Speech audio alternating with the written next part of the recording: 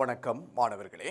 இன்றைய தினம் கல்வி தொலைக்காட்சி ஊடாக கம்பெனி கணக்குகள் என்ற பகுதியோடு உங்களை சந்திப்பதில் பெரும் மகிழ்ச்சி அடைகின்றேன். அந்த வகையிலே இன்றைய தினம் வரையறுக்கப்பட்ட கம்பெனிகளுடைய நிதி கூற்றுகள் மற்றும் அவற்றின் கணக்கு வைப்பு முறைகள் பற்றி நாங்கள் பார்க்க இருக்கின்றோம். அந்த வகையிலே நாங்கள் கம்பெனியினுடைய அறிமுகம் பற்றி இன்றைய தினம் பார்க்க இருக்கின்றோம். அடுத்தது கம்பெனி தொடர்பான சட்ட பின்னணிகள், அடுத்தது கம்பெனிகளின் வகைகள், அடுத்தது பங்குகளின் வகைகள், அடுத்ததாக பங்கு வழங்கல் கணக்குகள், அடுத்தது ஒதுக்கங்களை மூலதனமாக்குதல், அடுத்தது உரிமை பங்கு வழங்கல், வரையறுக்கப்பட்ட கம்பெனிகளினுடைய நிதி கூற்றுகள். இதில் வரையறுக்கப்பட்ட கம்பெனிகளின் நிதி கூற்றுகளில் நாங்கள் முழுமையான பகுதியை பகுதியாக நாங்கள் நோக்க இருக்கின்றோம். ஆகவே கம்பெனிகளின் அறிமுகத்துக்கு நாங்கள் முதல்ல போவோம். இப்போ 2007ஆம் ஆண்டின் 7ஆம் இலக்க கம்பெனிகள் சட்டப்படி 2007ஆம் ஆண்டின் 7ஆம் இலக்க கம்பெனிகள் சட்டப்படி பங்குகள் வழங்கி மூலதனத்தை திரட்ட ஒரு சட்ட ரீதியான அதிகாரத்தை கொண்ட ஒரு அமைப்பு. தனியார் துறையில் 3 வகையான அமைப்புகள் இருக்குது. ஒன்று தனி வியாபாரம் என்று சொல்கிறோம், தனி வியாபாரம். அடுத்தது பங்குடைமை. ஆகவே அடுத்தது கம்பெனி என்று சொல்கிறோம். இந்த 2 அமைப்புகளை விட அதிகளவான மூலதனத்தை திரட்டக்கூடிய அதே போல சட்ட ஆளுமையுடைய ஒரு அமைப்பு தான் கம்பெனி என்று நாங்கள் சொல்ல முடியும். ஆகவே இந்த கம்பெனியை கட்டுப்படுத்துகிற சட்டத்தை நாங்கள் சொல்ல முடியும். 2007ஆம் ஆண்டின் 7ஆம் இலக்க கம்பெனிகள் சட்டத்தின்படி தான் நாங்கள் இந்த தொடர்பான கணக்கு வைப்புகளை பார்க்க இருக்கின்றோம். ஆகவே இந்த சட்ட பின்னணியை அடுத்ததாக பார்த்தோம் என்று சொன்னால், வரையறுக்கப்பட்ட கம்பெனிகள் தொடர்பில் பின்வரும் சட்ட பின்னணிகள் காணப்பட முடியும். வரையறுக்கப்பட்ட கம்பெனிகள் தொடர்பில் பின்வரும் சட்ட பின்னணிகள் காண முடியும். ஒன்று கம்பெனி சட்டம் தொடர்பானது, 2007ஆம் ஆண்டின் 7ஆம் இலக்க கம்பெனிகள் சட்டம். இரண்டாவதாக 1995ஆம் ஆண்டின் 15ஆம் இலக்க கணக்கீடு மற்றும் கணக்காய்வு நியம சட்டம். அடுத்ததாக 3வது இலங்கை கணக்கீடு நியமங்கள். 4வது பங்குச்சந்தை தொடர்பான சட்டத்திட்டங்கள். ஆகவே இந்த சட்ட பின்னணி, இதில் 4 வகையான சட்ட கட்டுப்பாடுகள் இந்த கம்பெனிக்கு இருக்குது என்பதனை மாணவர்கள் விளங்கிக் கொள்ள வேண்டும். அடுத்ததாக கம்பெனிகளின் வகைகளை எடுத்துக்கொள்ளுவோம். இப்போ 2007ஆம் ஆண்டின் 7ஆம் இலக்க கம்பெனிகள் சட்டப்படி பங்குகளால் பொறுப்பு வரையறுக்கப்பட்ட பின்வரும் கம்பெனிகள் உருவாக்கப்பட முடியும் என்று சொல்லி நாங்கள் பார்க்க இருக்கின்றோம். ஆகவே கம்பெனிகளை நாங்கள் வரையறுக்கப்பட்ட கம்பெனி, வரையறுக்கப்படா கம்பெனி, பங்குகளால் பொறுப்பு வரையறுக்கப்பட்ட கம்பெனி என்று பிரிக்கலாம். ஆனால் நாங்கள் இப்போ பார்க்க இருக்கிறது பங்குகளால் பொறுப்பு வரையறுக்கப்பட்ட கம்பெனிகளை நாங்கள் பின்வருமாறு வகைப்படுத்த முடியும். ஒன்று வரையறுக்கப்பட்ட தனி கம்பெனி அல்ல தனியார் கம்பெனி என்று சொல்லப்படும். 2வது வரையறுக்கப்பட்ட பொது கம்பெனி பற்றி நாங்கள் படிக்க இருக்கின்றோம். அடுத்தது கரை கடந்த கம்பெனிகள். அடுத்தது வெளிநாட்டு கம்பெனிகள். எங்களுடைய அக்கௌண்ட்ஸை பொறுத்தவரையில் நாங்கள் இந்த பொது கம்பெனிகளுடைய கணக்கு வைப்பு தான் பற்றி நாங்கள் கூடுதலாக நாங்கள் நோக்க இருக்கின்றோம். பொதுமக்களிடமிருந்து பகிரங்கமான முறையில் மூலதனத்தை திரட்ட அதிகாரமுடைய கம்பெனியை தான் பொது கம்பெனி என்று சொல்கிறோம். ஆகவே அந்த வகையிலே பொது கம்பெனியினுடைய கணக்கு வைப்பு, அதனுடைய மூலதன அமைப்பு பற்றி தான் நாங்கள் இதில் கூடுதலாக படிக்க இருக்கின்றோம். ஆகவே அடுத்ததாக நாங்கள் அடுத்த பகுதி போனோம்னா பங்குகளின் வகைகள். கம்பெனி சட்டத்தின் 49ஆம் பிரிவின் படி பின்வரும் 3 வகையான பங்குகள் கம்பெனிகளால் வழங்கப்பட முடியும். ஒன்று சாதாரண பங்குகள், 2வது முன்னுரிமை பங்குகள், அடுத்தது 3வது விசேட பங்குகள். எங்களுடைய கம்பெனி கணக்கில் சாதாரண பங்குகளை பற்றி தான் நாங்கள் கூட கலந்துரையாட இருக்கின்றோம்.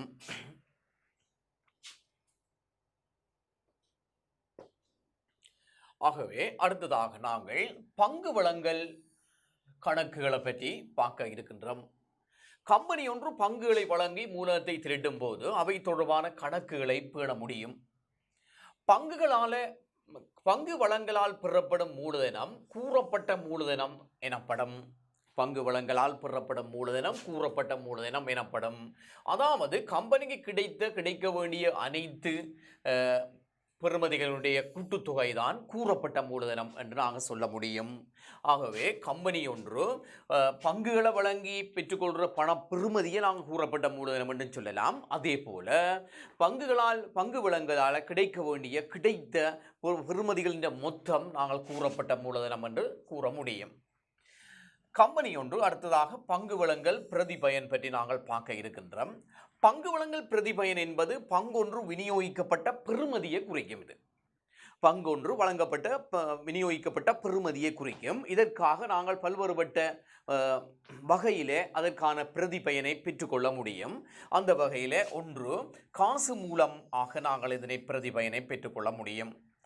இரண்டாவதாக வாக்குறுதி பத்திரத்தினூடாக மற்ற எதிர்கால சேவைகளை பெற்றுக்கொள்ளலாம். இப்போ பங்குகளை வழங்கி போட்டு எதிர்காலத்தில் பங்கு சேவைகளை பெற்றுக்கொள்ள முடியும். அடுத்தது ஆதனங்களை பெற்றுக்கொள்ள முடியும். அடுத்தது ஏனைய பிணை முறிகளை பெற்றுக்கொள்ள முடியும். குறுங்கால நீண்டகால ஆவணங்களை நாங்கள் இதில் பெற்றுக்கொள்ளக்கூடியதாக இருக்கும். ஆகவே பங்கு வழங்கல் பிரதிபயன் என்று நாங்கள் சொல்லிகள் இதில் முக்கியமாக 5 வகையான பிரதிபயங்களை நாங்கள் கைமாற்றாக பெற்றுக்கொள்ள முடியும் என்பதனை இந்த மாணவர்கள் விளங்கிக் கொள்ள வேண்டும். ஆகவே அடுத்ததாக நாங்கள் இந்த பங்கு வழங்கல் கணக்கு வைப்பு முறை பற்றி பார்க்க இருக்கின்றோம். குறிப்பாக இந்த பங்கு வழங்கல் கணக்குன்னு சொல்லிக்கல பங்கு வழங்கலை நாங்கள் 2 விதமாக மேற்கொள்ள முடியும். ஒன்று விண்ணப்பத்துடன் முழு பெறுமதியையும் அறவிடுதல், விண்ணப்பத்துடன் முழு பெறுமதியையும். இரண்டாவது கட்டணங்களை பகுதி பகுதியாக அறவிடுதல். ஒன்று விண்ணப்பத்துடன் முழு பெறுமதியை அறவிடுதல், 2 கட்டணங்களை பகுதி பகுதியாக அறவிடுதல் என்று 2 முறை இருக்குது. ஆனால் ஏல பொறுத்தவரையில் நாங்கள் விண்ணப்பத்துடன் முழு பணத்தையும் பெற்றுக்கொள்கிற முறையை பற்றி தான் நாங்கள் இதில் படிக்க இருக்கின்றோம். அந்த வகையில் பங்கு வழங்கல் தொடர்பான நாட்குறிப்புகளை நாங்கள் இப்போ அடுத்ததாக பார்க்க இருக்கின்றோம். பங்கு வழங்கல் தொடர்பான நாட்குறிப்புகளை அடுத்ததாக பார்க்க இருக்கின்றோம். அதில் ஒன்று நாங்கள் பங்கு வழங்கலில் விண்ணப்பத்துடன் முழு பணத்தையும் பெறுகின்ற ஒரு முறை தான் பார்க்க இருக்கின்றோம். அதில் விண்ணப்ப பணம் பெற்றுக்கொள்ளப்படும் போது காசு கணக்கு வரவு பங்கு வழங்கல் கணக்கு செலவு என்று நாங்கள் சொல்ல முடியும். காசு கணக்கு வரவு பங்கு வழங்கல் கணக்கு செலவு என்று சொல்லி முதலாவது கணக்கு வைப்பு முறையை அமைக்க முடியும். இதில் 3 நாட்குறிப்புகள் இருக்கின்றது. அதிலே ஒன்று விண்ணப்ப பணத்தை நாங்கள் பெற்றுக்கொள்ளும் பொழுது காசு கணக்கு வரவு பங்கு வழங்கல் கணக்கு செலவு என்று சொல்லலாம். ரெண்டாவது பங்குகளை நாங்கள் ஒதுக்கல் செய்யும் பொழுது, உதாரணமாக கம்பெனி ஒன்று 2 லட்சம் பங்குகளை வழங்க இருக்குது. 2 லட்சம் பங்குகளை வழங்க இருக்கேங்க 2,50,000 பங்குகளுக்கு விண்ணப்பம் கிடைக்கப்பட்டிருக்கலாம். ஆகவே இந்த 50,000 பங்குகளை நாங்கள் ஒன்றும் செய்ய இயலாது, அதை நிராகரிக்கத்தான் வேணும். ஆகவே 2 லட்சம் பங்குகளை ஒதுக்கல் செய்ய வேணும் பங்குகளை. அப்போ இருக்கிற பங்குகளை கம்பெனியை ஒதுக்கல் செய்கிற முறையை தான் நாங்கள் ஒதுக்கல் என்று சொல்ல முடியும். அந்த வகையில் பங்குகளை ஒதுக்கல் செய்யும் பொழுது அதற்கான நாட்குறிப்பு பங்கு வழங்கல் கணக்கு வரவு கூறப்பட்ட மூலதன கணக்கு செலவு என்று சொல்லி எழுதலாம். பங்கு வழங்கல் கணக்கு வரவு கூறப்பட்ட மூலதன கணக்கு செலவு என்று எழுதலாம். அடுத்தது மிகையான விண்ணப்பங்களை நிராகரிக்கும் பொழுது, நான் ஏற்கனவே சொல்லியிருக்கிறேன் 2 லட்சம் பங்குகளை கம்பெனி வழங்க முன் வந்திருக்குது. ஆனால் 2,50,000 பங்குகளுக்கு விண்ணப்பம் கிடைக்க பெற்றிருந்தால் அந்த 50,000 பங்குகளையும் நிராகரித்து திருப்பி அனுப்ப வேண்டும். அப்படி திருப்பி அனுப்பும் பொழுது அதற்கான இரட்டை பதிவை தான் நாங்கள் இதில் பார்க்க இருக்கின்றோம். மிகையான விண்ணப்பங்களை நிராகரிக்கும் பொழுது பங்கு வழங்கல் கணக்கு வரவு காசு கணக்கு இல்லை காசு கட்டுப்பாட்டு கணக்கை நாங்கள் என்னென்ன செலவு என்று சொல்லி எழுதலாம். பங்கு வழங்கல் அதாவது காசு பெறப்படைக்க காசு கணக்கு வரவு பங்கு வழங்கல் கணக்கு செலவு. ஆகவே மிகையான விண்ணப்பங்களை நிராகரிக்கும் பொழுது பங்கு வழங்கல் கணக்கு வரவு காசு கட்டுப்பாட்டு கணக்கு இல்லை காசு கணக்கு செலவு என்று சொல்லி நாங்கள் இதில் நோக்க முடியும். சரிதானே? ஆகவே அடுத்ததாக நாங்கள் இப்பொழுது இந்த பங்கு வழங்கல் தொடர்பான கணக்கு வைப்பு முறைக்கு நாங்கள் இப்போ போக இருக்கின்றோம். பங்கு வழங்கல் தொடர்பான கணக்கு வைப்பு முறை. இப்போ பங்கு வழங்கல் தொடர்பான கணக்கு வைப்பு முறை என்று சொல்லியிருக்க முதலாவது நாங்கள் இந்த பயிற்சி கணக்கு ஒன்றை நாங்கள் இப்பொழுது செய்ய முடியும். பயிற்சி கணக்கு 1. இப்போ பயிற்சி கணக்கு ஒன்றை நாங்கள் அடுத்ததாக செய்ய இருக்கின்றோம். அந்த வகையில் முதலாவதை நாங்கள் எடுத்தோம் என்று சொன்னால் இதில் பாருங்க, பயிற்சி 1 2020 ஜனவரி 1 வரையறுத்த அருணா கம்பெனி ஒவ்வொன்றும் 10 ரூபா 10 பெறுமதியான 1 லட்சம் சாதாரண பங்குகளை 10 பெறுமதியான 1 லட்சம் சாதாரண பங்குகளை விண்ணப்பத்துடன் முழு தொகையையும் ஒரே முறையில் பெற்றுக்கொள்ளும் வகையில் பொதுமக்களுக்கு வழங்கியது. விண்ணப்பங்களை ஏற்கும் திகதி 31/1/2020 உடன் முடிவடைந்தது. இத்திகதியில் 1,50,000 பங்குகளுக்கு பணம் கிடைக்கப்பெற்றது. மிகையான விண்ணப்பங்கள் நிராகரிக்கப்பட்டு திருப்பி அனுப்பப்பட்டது. இதில் நீங்கள் பார்த்தீங்கன்னா தெரியும், கம்பெனி 1 லட்சம் பங்குகளை தான் வழங்குது. ஆனால் 1,50,000 பங்குகளுக்கு விண்ணப்பம் கிடைச்சிருக்குது. பங்கின் விலை 10 ரூபா. ஆகவே இதுக்கு முதலாவது நாட்குறிப்பு நாங்கள் எழுத போனோம் என்று சொன்னால், ஒன்று விண்ணப்ப பணத்தை நாங்கள் பெற்றுக்கொள்ளும் பொழுது 1,50,000 பங்குகளுக்கும் 10 ரூபா படி காசு கட்டுப்பாட்டு கணக்கு வரவு, காசு கட்டுப்பாட்டு கணக்கு வரவு 1,50,000. அதே போல பங்கு வழங்கல் கணக்கு செலவு, பங்கு வழங்கல் கணக்கு செலவு 1,50,000. ஆகவே இதை நாங்கள் எழுதலாம். விளம்பல் எழுத வேண்டும். விண்ணப்ப பணம், விண்ணப்ப பணம் பெற்றபோது, விண்ணப்ப பணம் பெற்றபோது.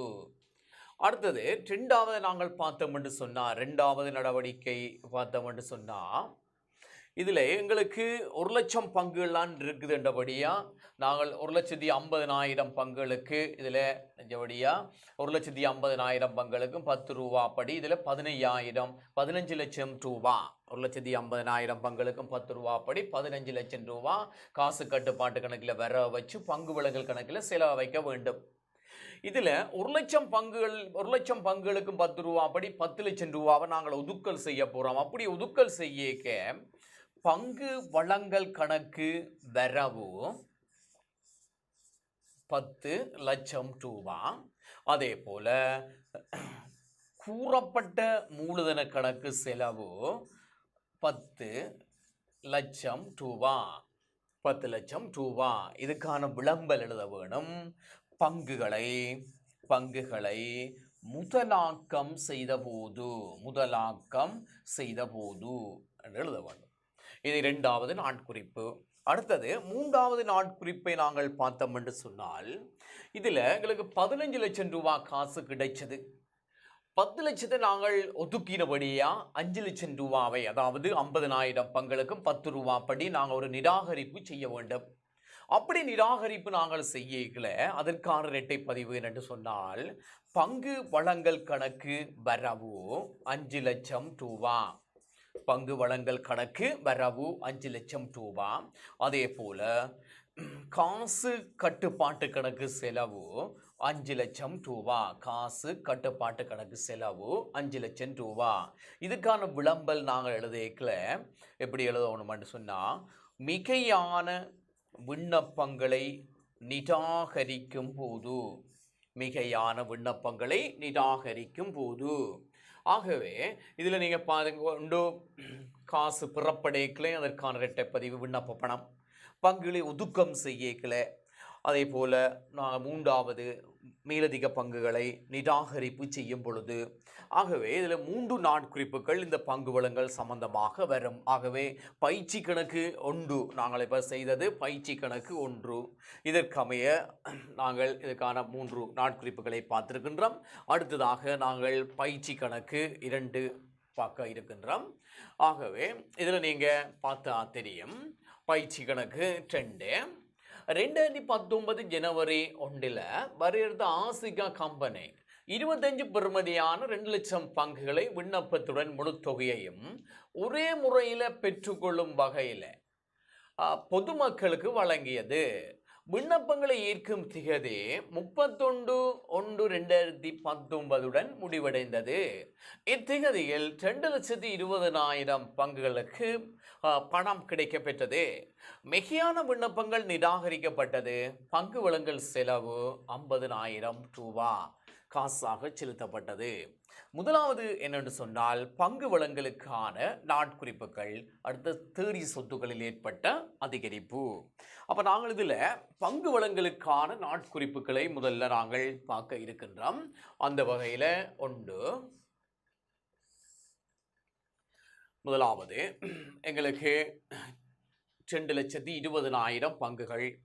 இப்போ 2,20,000 பங்குகளுக்கும் 25 ரூபா படி 25 ரூபா படி 0 9 5 மிச்சம் 55. ஆகவே 2,20,000 பங்குகளுக்கும் 25 ரூபா படி 55 லட்சம் ரூபா காசு கிடைக்கும். அப்படி காசு கிடைக்கல காசு கட்டுப்பாட்டு கணக்கில் வர வைக்கிறோம் 55 லட்சம் ரூபா. காசு கட்டுப்பாட்டு கணக்கில் வர வைக்கிறோம் 55 லட்சம் ரூபா. அடுத்ததாக பங்கு வழங்கல் கணக்கில் செலவு வைக்க போறோம். பங்கு வழங்கல் கணக்கில் செலவு வைக்க போறோம் 55 லட்சம் ரூபா. பங்கு வழங்கல் கணக்கில் செலவு வைக்க போறோம் 55 லட்சம் ரூபா. இதுக்கான விளம்பல் விண்ணப்ப பணம் பெற்றபோது என்று எழுத வேண்டும். விண்ணப்ப பணம் பெற்றபோது, விண்ணப்ப பணம் பெற்றபோது. அடுத்தது இரண்டாவது நாட்குறிப்புக்கு போறோம். நாங்கள் பங்குகளை ஒதுக்கம் செய்ய வேண்டும். எவ்வளவு ஒதுக்கம் செய்ய வேண்டும் என்று சொன்னால் இதில் 25 ரூபா. அப்படி எங்களுடைய இருக்கிற பங்குகள் 2 லட்சம் பங்குகள். 2 லட்சம் பங்குகளுக்கும் 25 ரூபா அப்படி பார்த்தோம்னா 50 லட்சம் ரூபா பெறுமதியானவை ஒதுக்கல் செய்யப்பட வேண்டும். அப்படி ஒதுக்கல் செய்யல பங்கு வழங்கல் கணக்கில் வர வைக்கிறோம் 50 லட்சம் ரூபா. 50 லட்சம் ரூபா. அதே போல கூறப்பட்ட மூலதன கணக்கில் செலவு வைக்க போறோம் 50 லட்சம் ரூபா. 50 லட்சம் ரூபா. ஆகவே மூன்றாவது இதுக்கான விளம்பல் எழுதிக்க பங்குகளை ஒதுக்கம் செய்த போது அல்லது முதலாக்கம் செய்த போது என்று நாங்கள் எழுதக்கூடியதாக இருக்கும். முதல் நாள் காசு கிடைக்க பங்கு வழங்கல் கணக்கில் செலவு வச்சு நாங்கள் அதில் இருந்து நாங்கள் பங்கு வழங்கல் கணக்கில் திருப்ப வரவு வச்சு கூறப்பட்ட மூல கணக்கில் செலவு வைக்கிறோம்.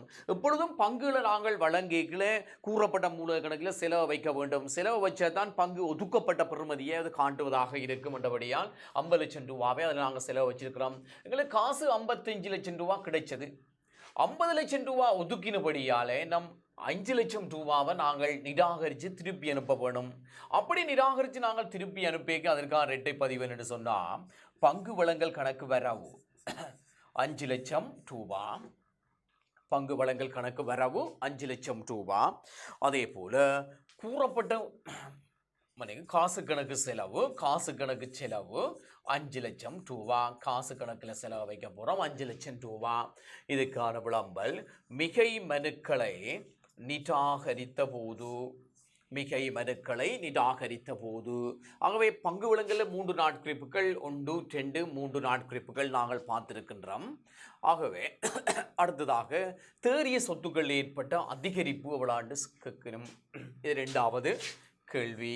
அடுத்ததாக நாங்கள் இரண்டாவது வினாவை பார்த்தோம் என்று சொன்னால் தேறிய சொத்துக்களில் ஏற்பட்ட அதிகரிப்பு கேட்டிருக்கிறோம். இப்போ நாங்கள் பங்கு வழங்கி எங்களுக்கு நாங்கள் 50 லட்சம் ரூபா பெற்றிருக்கிறோம். 50 லட்சம் ரூபா பெற்றிருக்கிறோம்.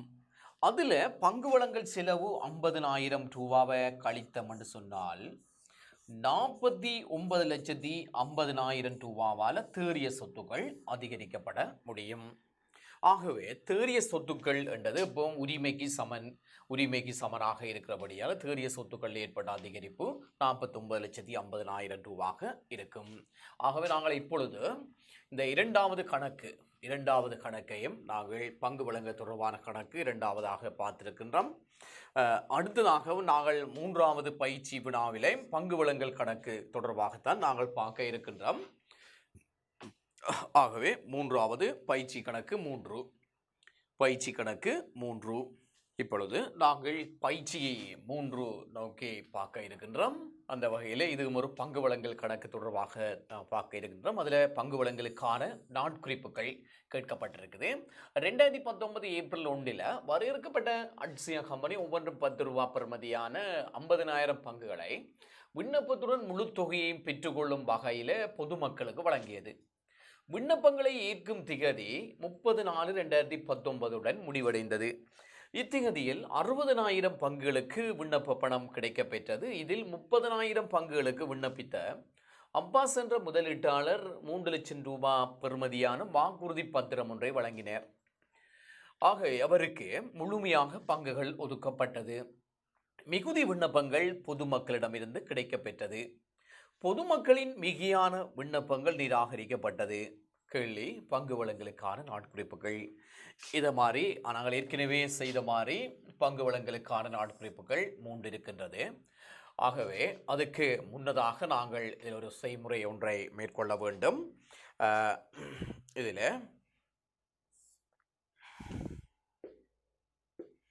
இதில் நாங்கள் பார்த்தோம் என்று சொன்னால் கம்பெனியிடம் 50,000 பங்குகள் இருக்கின்றது. 50,000 பங்குகள். ஆனால் கம்பெனிக்கு 60,000 பங்குகளுக்கு விண்ணப்பம் கிடைக்கப்பெற்று இருக்குது. இந்த 60,000 பங்குகளில் 30,000 பங்குகள் 30,000 பங்குகள் அந்த முதலீட்டாளர் அந்த ஏ அப்பாஸ் என்ற முதலீட்டாளரிடம் கிடைக்கப்பெற்றிருக்குது.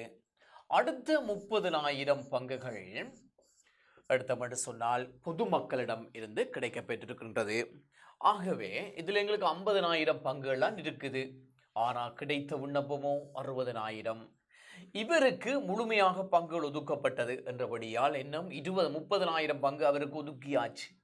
இன்னும் 20,000 பங்குகள் இருக்கிறபடியா பொதுமக்களினுடைய 10,000 பங்குகளை நாங்கள் நிராகரிக்க போகிறோம். பொதுமக்கள் காசை கொடுத்திருக்கணும்.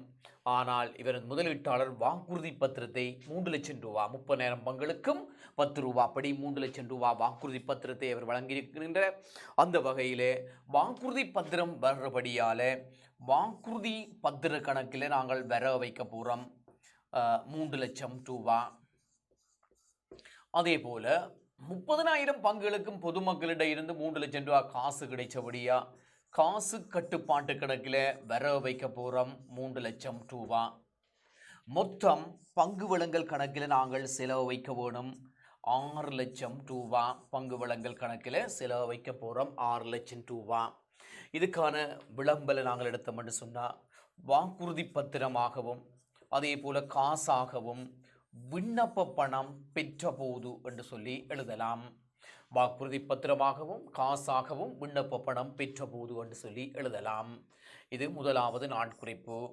அடுத்தது இரண்டாவது நாட்குறிப்பை நாங்கள் பார்த்தோம் என்று சொன்னால் கம்பெனியிடம் உள்ள பங்குகளை எடுத்துக்கொண்டோம் என்று சொன்னால் எங்களிடையே 50,000 பங்குகள்லாம் கம்பெனியிடம் இருக்குது. 50,000 பங்குகளுக்கும் 10 ரூபா அப்படி பார்த்தோம் என்று சொன்னால் 5 லட்சம் ரூபாவை நாங்கள் ஒதுக்கல் செய்ய வேண்டும். அப்படியே ஒதுக்கல் செய்ய நாங்கள் பங்கு வழங்கல் கணக்கில் வர வைக்கிறோம் 5 லட்சம் ரூபா. பங்கு வழங்கல் கணக்கில் வர வைக்கிறோம் 5 லட்சம் ரூபா. அதே போல் கூறப்பட்ட மூலதன கணக்கில் செலவு வைக்க போகிறோம் 5 லட்சம் ரூபா. பங்கு வழங்கல் கணக்கில் வர வைக்க போகிறோம் 5 லட்சம் ரூபா. கூறப்பட்ட மூலதன கணக்கில் செலவு வைக்க போகிறோம் 5 லட்சம் ரூபா. ஆகவே இதற்கான விளம்பல் பங்குகளை முதலாக்கம் செய்தபோது என்று எழுதலாம். பங்குகளை முதலாக்கம் செய்தபோது பங்குகளை முதலாக்கம் செய்தபோது. அடுத்தது நாங்கள் மூன்றாவதை பார்க்க வேண்டும். மூன்றாவதை எடுத்துக்கொண்டோம் என்று சொன்னால் இதில் 10,000 பங்குகளுக்கான மிகையான விண்ணப்பங்கள் இருக்குது. பொதுமக்களின் விண்ணப்பங்கள். இதில் 10,000 பங்குகளுக்கும் 10 ரூபா படி பங்கின் விலை 10 ரூபா படி 1 லட்சம் ரூபா காசை நாங்கள் நிராகரித்து திருப்பி அனுப்ப வேணும். காசு பிறகு இரட்டைப்பதிவு காசு கணக்கு வரவு பங்கு வழங்கல் கணக்கு செலவு என்றால் மிகையான விண்ணப்பங்களை நாங்கள் நிராகரிப்பு செய்யும் பொழுது பங்கு வழங்கல் கணக்கு வரவு 1 லட்சம் ரூபா.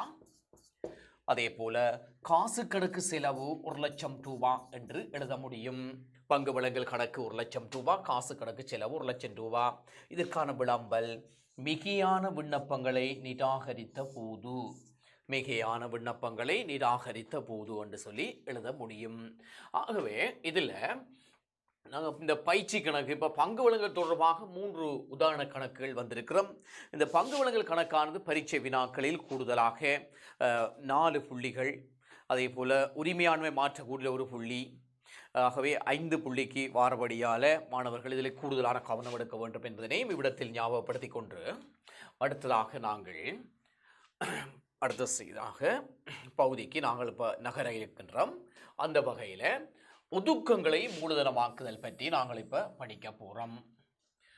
ஒதுக்கங்களை மூலதனமாக்கல், அதாவது கம்பெனி ஒன்று பங்குகளை வழங்கல ஒன்று காசுக்கு நேரடியாக பொது வழங்கலை செய்யலாம். ஆரம்பத்தில் பங்கு வழங்கல் செய்யலாம், இடைக்காலத்தில் பங்கு வழங்கல் செய்யலாம். அதே போல் ஏற்கனவே இருக்கிற பங்குதாரருக்கு பங்கு வழங்கலை காசுக்கும் செய்யலாம். இலவசமாக ஒதுக்கங்களை பயன்படுத்தியும் 2 விதமாக பங்கு வழங்கல் செய்யலாம். ஆகவே நாங்கள் இப்போ பார்க்க போகிறது ஒதுக்கங்களை மூலதனமாக்குதல். ஒதுக்கங்களை மூலதனமாக்குதல் என்று சொல்லி நாங்கள் பார்க்கிறோம், அல்லது இதை உபகார பங்கு வளங்கள் என்று சொல்லியும் நாங்கள் சொல்லலாம். உபகார வளங்கள், போனஸ் பங்கு வளங்கள் என்று சொல்லியும் நாங்கள் இதை நோக்க முடியும். ஆகவே கம்பெனி ஒன்று தற்போதுள்ள சாதாரண பங்குதாரர்களுக்கு பணத்தை பெற்றுக்கொள்ளாமல் ஒதுக்கங்களை பயன்படுத்தி தற்போதைய விகிதத்தில் பங்கு வழங்குகின்ற ஒரு முறையைத்தான் நாங்கள் சொல்கிறோம் இந்த ஒதுக்கங்களை மூலதனமாக்குதல் என்று சொல்கிறோம். இப்போ கம்பெனி ஒன்று நாங்கள் எடுத்துக்கொண்டோம் என்று சொன்னால், கம்பெனி ஒன்றில் மீள் மதிப்பு ஒதுக்கம், அதே போல பொது ஒதுக்கம், அதே போல நிறுத்தி வைத்த வருவாய் ஆகிய 3 வகையான ஒதுக்கங்கள் கம்பெனியில் காணப்படுகின்றது. ஆகவே கம்பெனி ஒன்று தற்போதுள்ள ஏற்கனவே உள்ள பங்குதாரர்களுக்கு அவையின் பங்குகளின் விகிதாசாரத்தை அடிப்படையாக கொண்டு இலவசமாக பங்கு வழங்குகின்ற ஒரு முறையைத்தான் நாங்கள் சொல்கிறோம் ஒதுக்கங்களை மூலதனமாக்குதல் என்று சொல்லி. ஒதுக்கங்களை மூலதனமாக்குவதற்கு கம்பெனி இந்த 3 ஒதுக்கங்களில் பொது ஒதுக்கம், நிறுத்தி வைத்த லாபங்களை பயன்படுத்தி 2 விதமான பங்கு வழங்கலை செய்ய முடியும். அந்த வகையில் இதற்கான நாட்குறிப்பு எடுத்தோம் என்று சொன்னால், குறித்த ஒதுக்க கணக்கு வரவு, கூறப்பட்ட மூலதன கணக்கு செலவு என்று சொல்லி நாங்கள் நாட்குறிப்பு எழுதலாம். ஆகவே இந்த ஒதுக்கங்களை மூலதனமாக்குவதன் மூலம் கம்பெனியில் ஏற்படுற என்ன மாற்றம் ஏற்படுது என்று சொன்னால், ஒன்று பங்கு மூலதனம் அதிகரிக்குது, ஒதுக்கங்கள் குறைவடைகின்றது. கம்பெனியில் 2 வகையான ஒதுக்கங்களை நாங்கள் இதில் பயன்படுத்தலாம், பொது ஒதுக்கம், நிறுத்தி வைத்த வருவாய். ஆகவே இந்த 2 ஒதுக்கங்களில் ஏதாவது ஒன்று குறைவடைந்து அடுத்தது கூறப்பட்ட மூலதனத்தில் அதிகரிப்பு ஏற்படுது, கூறப்பட்ட மூலதனத்தில் அதிகரிப்பு ஏற்படுகின்றது. இதைத்தான் ஒதுக்கங்களை மூலதனமாக்குதல் என்று சொல்லி நாங்கள் இதை சொல்ல முடியும். ஆகவே கம்பெனி இந்த ஒதுக்கங்களை மூலதனமாக்குதலை நாங்கள் 2 விதமாக மேற்கொள்ள முடியும். ஒன்று என்று சொன்னால் பொது ஒதுக்கத்தை மூலதனமாக்குதல், 2வது நிறுத்தி வைத்த லாபத்தை மூலதனமாக்குதல். ஒன்று பொது ஒதுக்கத்தை மூலதனமாக்குதல், 2வது நிறுத்தி வைத்த லாபத்தை மூலதனமாக்குதல் மூலம் இந்த கம்பெனி இந்த பங்கு வழங்கலை செய்ய முடியும். ஆகவே நாங்கள் இப்பொழுது ஒதுக்கங்களை மூலதனமாக்குதல் அல்லது உபகார வளங்கள் தொடர்பாக நாங்கள் ஒரு பயிற்சி கணக்கு ஒன்று, 4வது பயிற்சி கணக்கை நாங்கள் இப்போ செய்ய இருக்கின்றோம். இப்பொழுது நாங்கள் இந்த ஒதுக்கங்களை மூலதனமாக்குதல் தொடர்பாக பயிற்சி கணக்கு 4 நாங்கள் இப்பொழுது செய்ய இருக்கின்றோம். அந்த வகையில் வரையறுத்த அஜித் பிஎல்சியினுடைய 2019 1/1 உள்ளவாறான நிதிநிலைமை கூற்று உருப்படிகள் தரப்பட்டிருக்குது. ரூபாய் 1000 தரப்பட்டிருக்குது. அதே போல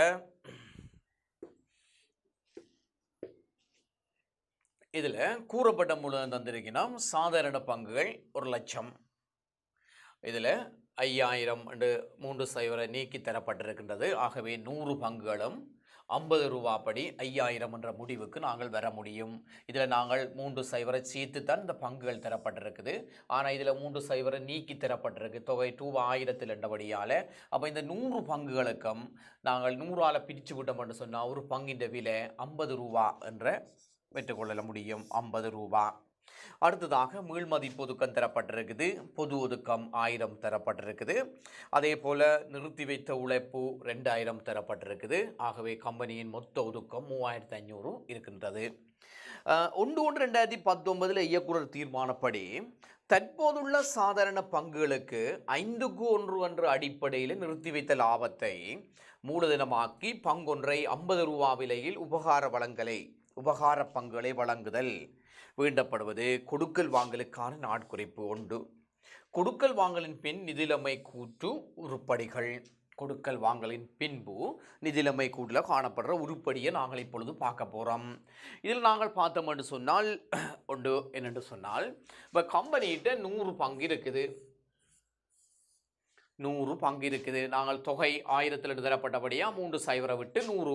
எப்பொழுதும் உபகார வளங்கள் அல்லது ஒதுக்கங்களை மூலதனமாக்குதல் என்று கேள்வி வருமாக இருந்தால் நாங்கள் பங்குகளின் எண்ணிக்கைக்கு தான் நாங்கள் செய்முறையை தயாரிக்கப்பட வேண்டும்.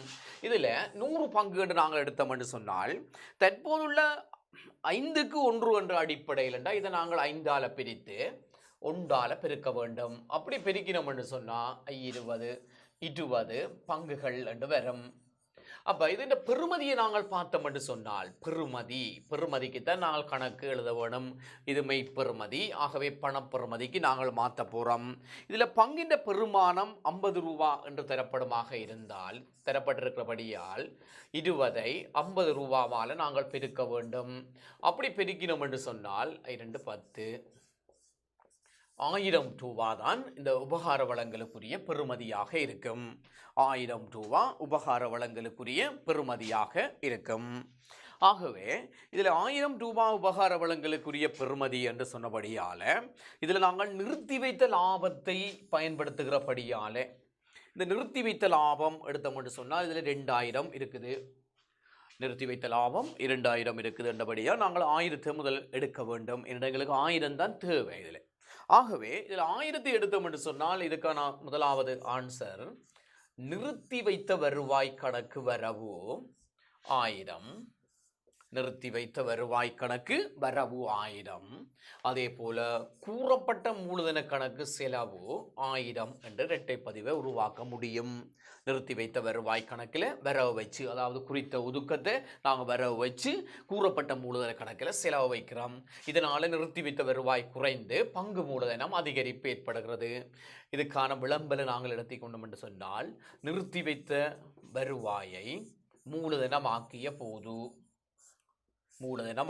போது என்று எழுதக்கூடியதாக இருக்கும். நிறுத்தி வைத்த வருவாயை மூலதனமாக்கிய போது என்று எழுதக்கூடியதாக இருக்கும். அடுத்ததாக நாங்கள் பார்த்தோம் என்று சொன்னால் 2 கொடுக்கல் வாங்கலின் பின்பு நிதிநிலைமை கூற்று உருப்படிகள். ஆகவே கொடுக்கல் வாங்கலின் பின்பு நிதிநிலைமை கூற்று உருப்படி என்று சொல்லி நாங்கள் பார்த்தோம் என்று சொன்னால் இதில் சாதாரண பங்குகள் ஏற்கனவே இதில் 5000 இருக்குது. இப்போ 1000 வழங்கினபடியால் எங்களோட சாதாரண பங்கின் பெருமானம் இதில் 6000 ரூபாக இருக்கும். 6000 ரூபாக இருக்கும். அதே போல் ஒதுக்கத்தை எடுத்தோம் என்று சொன்னால் இதில் மீள்மதிப்பு ஒதுக்கம் அப்படியே வரும். மீள்மதிப்பு ஒதுக்கம் 500 அப்படியே வரும். அதே போல் பொது ஒதுக்கம் எடுத்தோம் என்று சொன்னால் அதிலேயும் பொது ஒதுக்கம் 1000 வரும். பொது ஒதுக்கம் 1000. அதே போல் நிறுத்தி வைத்த வருவாய்களிடம் 2000 இருக்குது. இதில் 1000 நாங்கள் வரவு வச்சிருக்கிறோம்ன்றபடியா அது 1000 எடுக்கப்பட்டிருக்கிறது. ஆகவே நிறுத்தி வைத்த வருவாய் 1000 ரூபா மிச்சமாக இருக்கும். ஆகவே இதை கூட்டினோம் என்று சொன்னால் இதில் 2500 வருது. 2500 எங்களோட தரப்பட்ட உதாரணத்தின்படி இதில் 5000 3000 8500 மொத்த உரிமை என்று சொல்லலாம். உரிமை ஒரு கம்பெனி ஒன்றில் கூறப்பட்ட மூலதனமும் ஒதுக்கங்களையும் கூட்டி வாரதை நாங்கள் உரிமை என்று சொல்ல முடியும். கம்பெனியின் உரிமை 8500. அதே போல் இதில் நாங்கள் பார்த்தோம்டா இதில் 6000, இதில் 2500. ஆகவே மொத்தம் 8500. இந்த 8500 இந்த 8500 சமன். உரிமைகள் ரெண்டும் சமனாயிருக்கின்றது. ஆனால் ஒதுக்கங்கள் இதில் 1000 குறைவடைந்து பங்கு மூலதனம் 1000 அதிகரிப்பதுதான் இந்த ஒதுக்கங்களை மூலதனமாக்குவதால் ஏற்படும் மாற்றம் என்பதையும் விளங்கிக் கொள்ள வேண்டும். ஆகவே இதில் நாங்கள் இன்றைய இதில் இந்த ஒதுக்கங்களை மூலதனமாக்குவது தொடர்பாக பயிற்சி 4ஐ பார்த்திருக்கின்றோம். அடுத்ததாக நாங்கள் பயிற்சி 5 நோக்கி நகரப்போகின்றோம். இப்பொழுது நாங்கள் ஒதுக்கங்களை மூலதனமாக்குதல் தொடர்பாக பயிற்சி 5வது கணக்கு நாங்கள் ஒரு தயாரிக்க இருக்கின்றோம். அந்த வகையில் வரையறுக்கப்பட்ட சஜித் பிஎல்சியின் 1/2018 உள்ளபடியான நிதிநிலைமை கூற்று உருப்படிகள் தரப்பட்டிருக்குது. 1000 கூறப்பட்ட சாதாரண பங்கு மூலதனம் 1,00,000 பங்குகள். இதில் தொகை 1000 60 லட்சம் என்று சொல்லி நாங்கள் எடுக்கலாம். ஆகவே 1,00,000 பங்கு என்று சொன்னால் 100 பங்கும் 60 ரூபா படி. இதன் விலை 60 ரூபா படி 6000 ரூபா அல்லது 60 லட்சம் என்று சொல்லி நாங்கள் சொல்ல முடியும். அடுத்த ஒதுக்கம் எடுத்தோம் என்று சொன்னால் மீள்மதிப்பு ஒதுக்கம் 1500, பொது ஒதுக்கம் 2000, நிறுத்தி வைத்த வருவாய் அல்லது உழைப்பு 1000. ஆகவே இதில் 4500, மொத்தம் 10,500 ரூபா உரிமை பெருமானம் தரப்பட்டிருக்கின்றது. 1/2018 இயக்குனர் தீர்மானப்படி தற்போதுள்ள ஒவ்வொரு 10 சாதாரண பங்குகளுக்கும் ஒரு பங்கு என்ற அடிப்படையில் 60 ரூபா விலையில் பொது ஒதுக்கத்தை மூலதனமாக்கி பங்குகளை வழங்குதல் வேண்டப்படுவது கொடுக்கல் வாங்கலுக்கான நாட்குறிப்பு பதிவு. இரண்டாவது, கொடுக்கல் வாங்கலின் பின்பு நிதிநிலைமை கூற்று உருப்படிகள். இதில் நாங்கள் ஒன்றை விளங்கிக் கொள்ள வேண்டும். பொது ஒதுக்கீட்டை நாங்கள் பயன்படுத்துகிறோம். முதல் உதாரணத்தின்படி பயிற்சி கணக்கு 4 நாங்கள் நிறுத்தி வைத்த லாபத்தை பயன்படுத்தி நாங்கள் இந்த உபகார வளங்களை செய்த நாங்கள் அல்லது ஒதுக்கங்களை மூலதனமாக்கினாங்கள். இப்பொழுது பொது ஒதுக்கத்தை பயன்படுத்த போகிறோம். ஆகவே முதல் நாங்கள் ஒரு கணிப்பொண்டு போட வேண்டும். தற்போதுள்ள ஒவ்வொரு 10 சாண பங்களுக்கும் ஒரு பங்கு என்று சொன்னால் இதில் நாங்கள் பார்க்க வேண்டும். இதில் 100 பங்கு இருக்குது. 100 பங்கு நாங்கள் தொகை 1000 என்று தரப்பட்டிருக்கிறபடியா 1,00,000 பங்குகளை 100 பங்கு என்று எடுக்க முடியும். ஆகவே தற்போதுள்ள ஒவ்வொரு 10 சாண பங்குன்னு சொன்னால் 10ஆல் பிரித்து 1ஆல் நாங்கள் பிரிக்க வேண்டும். ஆகவே 10 பங்குகள். ஆகவே இதில் பெறுமதி எடுத்தோம் என்று சொன்னால் பெறுமதி 10க்கும் இதில் என்ன விலை என்று சொன்னால் பங்கின் பெருமானம் 60 ரூபா விலை. அப்போ 60 ரூபான்னு சொன்னால் 600 ரூபாக இது இருக்கும். 600 ரூபாக இருக்கும். அப்போ 600 ரூபா பெருமானத்தில் தான் நாங்கள் இப்போ ஒதுக்கங்களை மூலதனமாக்க போகிறோம்.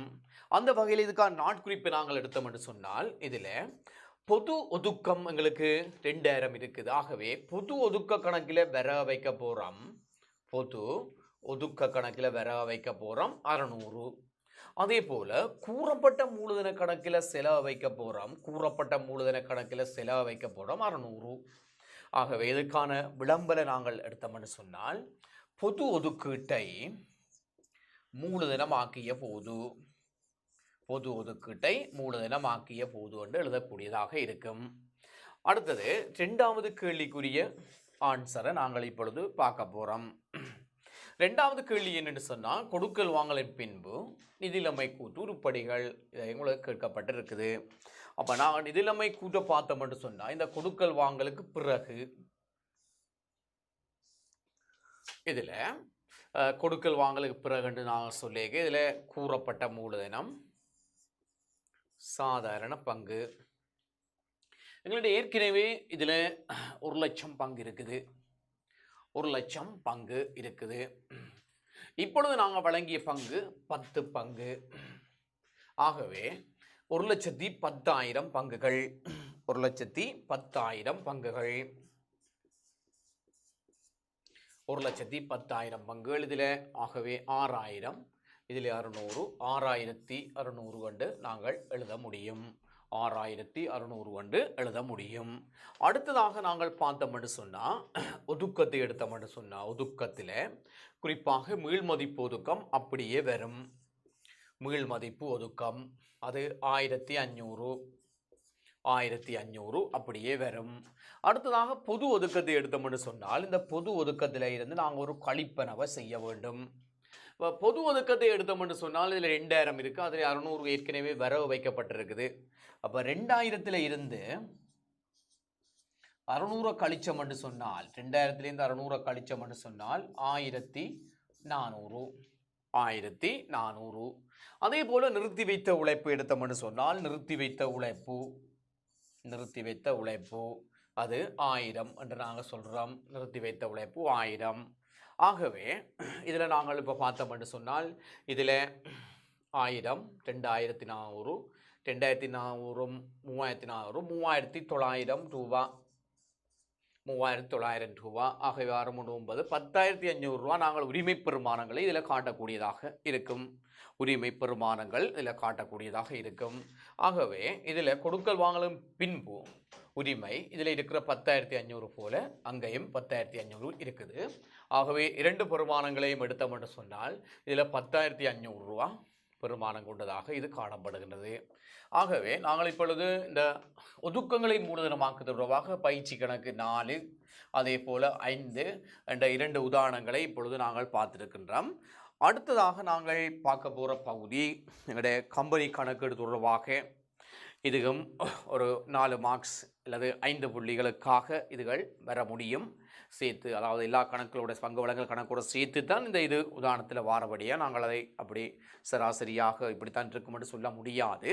இருந்தும் உரிமை பங்கு வளங்கள் தொடர்பாக இல்லை உரித்து வளங்கள் தொடர்பாக நாங்கள் இப்போ அடுத்ததாக பார்க்க போகிறோம். உரித்து வளங்கள் என்று சொல்லலாம் அல்லது உரிமை வளங்கள் என்று நாங்கள் சொல்ல முடியும். அப்போ உரித்து வளங்கள் இல்லை உரிமை வளங்கள் என்று சொன்னால் கம்பெனி ஒன்று தற்போதுள்ள சாதாரண பங்குகளுக்கு கம்பெனியிட்ட இருக்கிற ஏற்கனவே இருக்கிற பங்குதாரர்களுக்கு பணத்தை பெற்றுக்கொண்டு தற்போதைய விகிதத்தில் பங்கு வழங்குற ஒரு முறை. இப்போ உதாரணமாக 10,000 சாண பங்குன்னு சொன்னால் அவைக்கு ஒரு விகிதாசார அடிப்படையில் நாங்கள் ஒரு பங்கு வழங்கலை செய்ய போகிறோம். எப்படி பங்கு வழங்கல் செய்ய போகிறோம்? காசை பெற்றுக்கொண்டு பங்கு வழங்கல் செய்ய போகிறோம். முதல் நாங்கள் ஒதுக்கங்களை மூலதனமாக்கியங்களை பணத்தை பெற்றுக்கொள்ளாமல், அதாவது பணம் இல்லாமல் ஒதுக்கங்களை பயன்படுத்தி பங்கு வழங்கல் செய்கிறாங்க. இப்பொழுது ஏற்கனவே இருக்கிற பங்குதாரர்களுக்கு கம்பெனி தன்னுடைய பங்குதாரர்களுக்கு ஏற்கனவே உள்ள பங்குதாரர்களுக்கு பணத்தை பெற்றுக்கொண்டு பங்கு வழங்கல் செய்யுமாக இருந்தால் அதைத்தான் நாங்கள் சொல்கிறோம் உரிமை பங்கு வழங்கல் என்று சொல்கிறோம். அப்போ இந்த உரிமை பங்கு வளங்களை நாங்கள் உரித்து வளங்கள் என்று கூடியும் சொல்ல முடியும். உரிமை வளங்களுக்கான நாட்குறிப்பை நாங்கள் அடுத்ததாக எடுத்துக்கொள்ள வேண்டும். ஒரே ஒரு நாட்குறிப்பு தான். பழைய முறையின்படி 2 நாட்குறிப்பை பார்த்துக்கொள்ள முடியும். ஆனால் இப்போ ஒரு நாட்குறிப்பு இருக்குது. ஒன்று காசு கணக்கு வரவு, கூறப்பட்ட மூலதன கணக்கு செலவு. அதாவது உரித்து வளங்களால் கம்பெனியின் சொத்துக்கள் அதிகரிப்பதுடன் காசு சொத்துக்கள் அதிகரிப்பதுடன் அதே போல கூறப்பட்ட மூலதனமும் அதிகரிக்கின்றது. கணக்கீட்டு சமன்பாட்டை எடுத்து நோக்கினோம் என்று சொன்னால் ஒன்று சொத்துக்கள் அதிகரிக்கும், சொத்து சமன் உரிமை சக பொறுப்பு என்ற சமன்பாட்டை எடுத்தோம் என்று சொன்னால் காசு கணக்கு வரவு என்றபடியாக காசு வருகுது, சொத்துக்களில் அதிகரிப்பு, அதே போல உரிமையும் அதிகரிக்கும். அப்போ இந்த உரித்து வளங்களால் ஏற்படுற கம்பெனிக்கு ஏற்பட்ட பொருளாதார முக்கியத்துவம் என்னென்று கேட்டால் ஒன்று சொத்துக்கள் அதிகரிப்பதுடன் உரிமையும் அதிகரிக்கின்றது. ஆகவே இதில் நாங்கள் இப்போ உரித்து பங்கு வளங்கள் என்று சொன்னால் என்னென்று பார்த்துருக்கின்றோம். உரித்து பங்கு வளங்கள். ஆகவே இப்பொழுது நாங்கள் என்ன செய்கிறோம்டா அடுத்த பகுதியை நோக்கி நகரப்போகின்றோம்.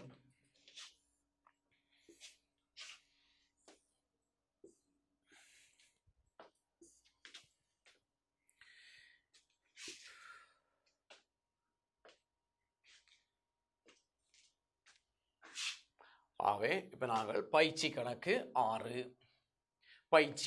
நாங்கள் இப்போ 6 நோக்கி நகர இருக்கின்றோம்.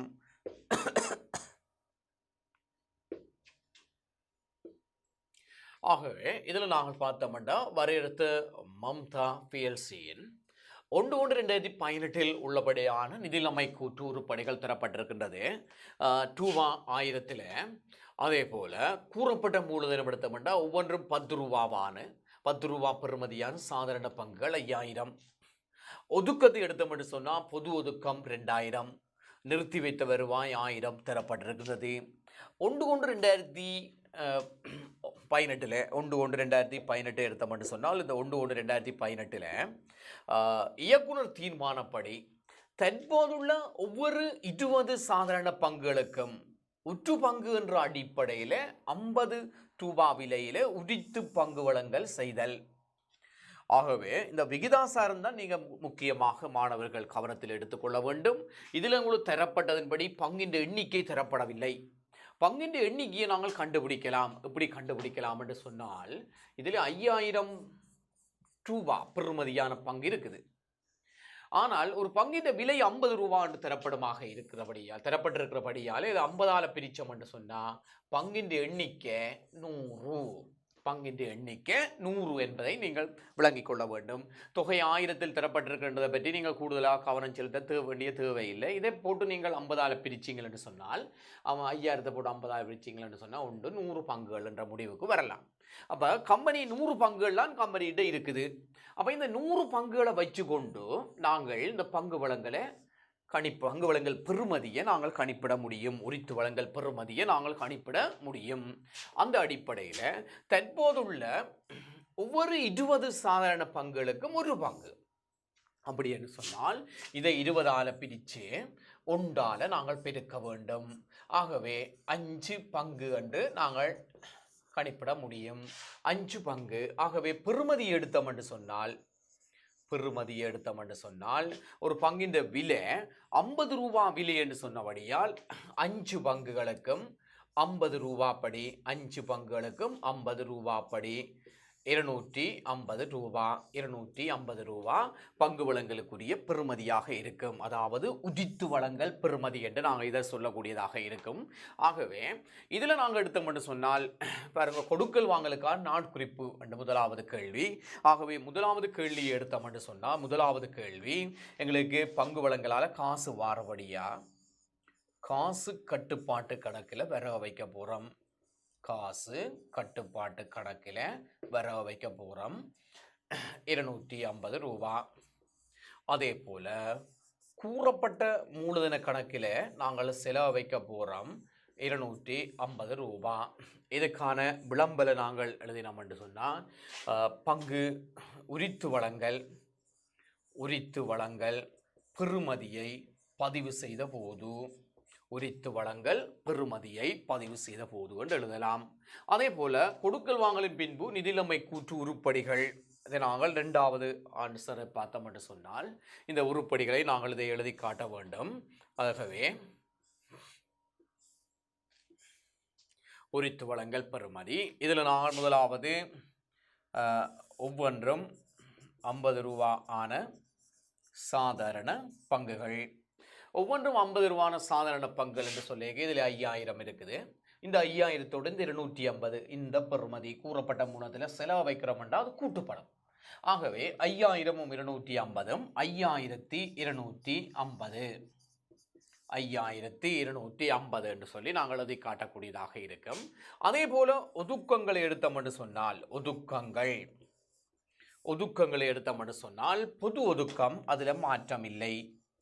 பொது ஒதுக்கம் 2000. அதே போல நிறுத்தி வைத்த வருவாய் எடுத்தோம் என்று சொன்னால் நிறுத்தி வைத்த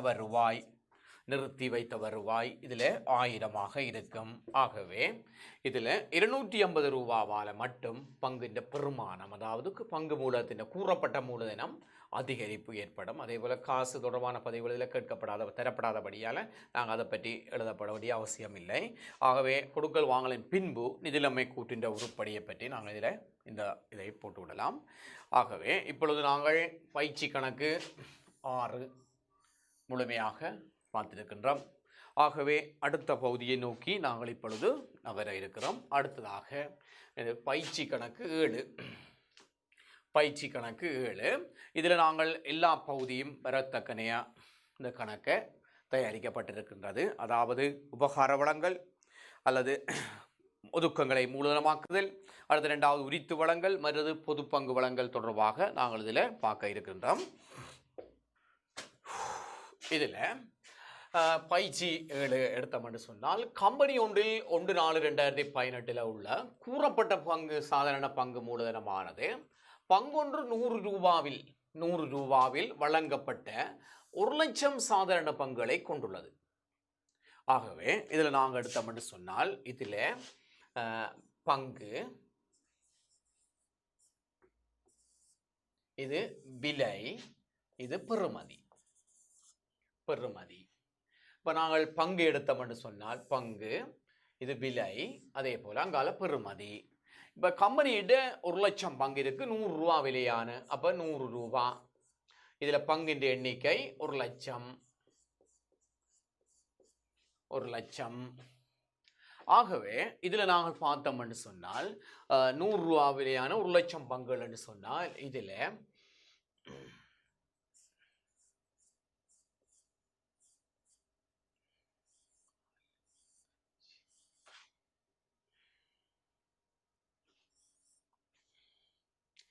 ஆகவே 10 மில்லியன் ரூபா பெறுமதியான பங்கு முதல் இருக்கும். 10 மில்லியன் ரூபா பெறுமதியான எங்களிட பங்கு முதல் இருக்கும். அடுத்ததாக நாங்கள் எடுத்தோம் என்று சொன்னால் இதில் 2வது விடயம் 1,00,000 பங்குகள் 100 ரூபா படி 10 மில்லியன் ரூபா பெறுமதி. அதே போல இத்திகதியில் கம்பெனியானது 9,00,000 ரூபா நிறுத்தி வைத்த லாபத்தை பயன்படுத்தி பங்கொன்று 90 ரூபா விலையில் மூலதனம் ஆக்கியுள்ளது. அப்போ முக்கியமானது என்னென்னு சொன்னால் இதில் கம்பெனி என்ன செய்யுது, ரைட், நிறுத்தி வைத்த 9,00,000 ரூபா நிறுத்தி வைத்த லாபத்தை பயன்படுத்தி 90 ரூபா விலையில், அப்போ பங்கின் விலையை பார்க்க வேணும் 90 ரூபா. இதில் 9,00,000 ரூபா. ஆகவே இதில் 9 லட்சம் ரூபா பெறுமதியான இதை பார்க்குறோம்னு சொன்னால் எவ்வளோ பங்கு இதை 90ஆல் பிரித்து விட்டோம்னு சொன்னால் இதில் குறிப்பாக 9 லட்சம்னு சொல்லியிருக்க இது உண்டு 10,000 பங்குகள். ஆகவே இதில் பங்கு விலை பெறுமதி என்ற மாதிரி நீங்கள் மாணவர்கள் சார்ட் ஒன்றை தயாரித்தீங்கன்னு சொன்னால் இதுக்கான ஆன்சரை இலகுவாக விரைவாக எந்த விதமான பதட்டமின்றி அளிக்கக்கூடியதாக இருக்கும். ஆகவே பங்கு விலை பெறுமதி. அப்போ 9 லட்சம் ரூபா பெறுமதியான நிறுத்தி வைத்த லாபத்தை மூலதனமாக்குதல். இது நிறுத்தி வைத்த லாபத்தை மூலதனமாக்குதல், ஒதுக்கங்களை மூலதனமாக்கப்பட்டிருக்கின்றது. ஆகவே இதில் 10,000 பங்குகளும் 90 ரூபா படி 9 லட்சம் ரூபான்றதை விளங்கிக் கொள்ள வேண்டும். அடுத்ததாக 31/3 மேலும் 31/3/2019 காணப்படும் ஒவ்வொரு 11 பங்குகளுக்கும்